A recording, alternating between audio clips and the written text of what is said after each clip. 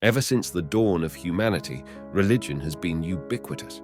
This has been the case for almost all of known history, and is one of the many reasons humans learnt to cooperate so effectively. For example, two different men on different sides of the planet who have never met and aren't aware of each other's existence could simultaneously fight a battle for the same God, for the same reasons, with the same goal in mind. This demonstrates the power of religion. And to justify this immense power that stems from religion, there are many arguments in place to attempt to prove the existence of a higher power. Of these arguments, a particularly curious one lies. The Watchmaker argument is a teleological argument formed by the British Christian apologist William Paley. In full, the argument states, "But suppose I had found a watch upon the ground, and it should be inquired how the watch happened to be in that place. I should hardly think of the answer I had before given, that for anything I knew, the watch might have always been there. There must have existed at some time, and at some place or other, an artificer or artificers who formed the watch for the purpose which we find it actually to answer, who comprehended its construction and designed its use." In short, the argument states that since there is a design, there must be a designer.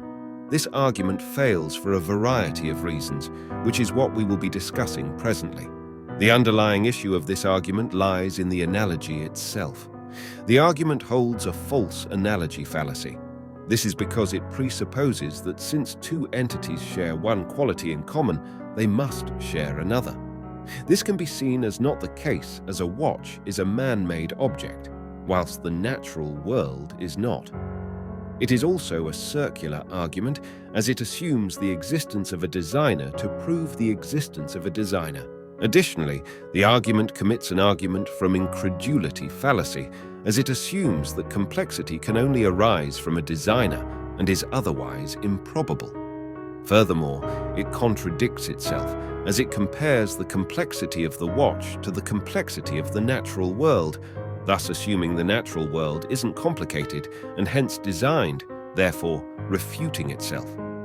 Moreover, the argument fails when you consider the fact that people are aware in advance that watches are designed by watchmakers, unlike the natural world, which we don't have another to compare to, in contrast with the watch. What's more, the argument is non sequitur, as it assumes that just because one complex thing is designed, all must be.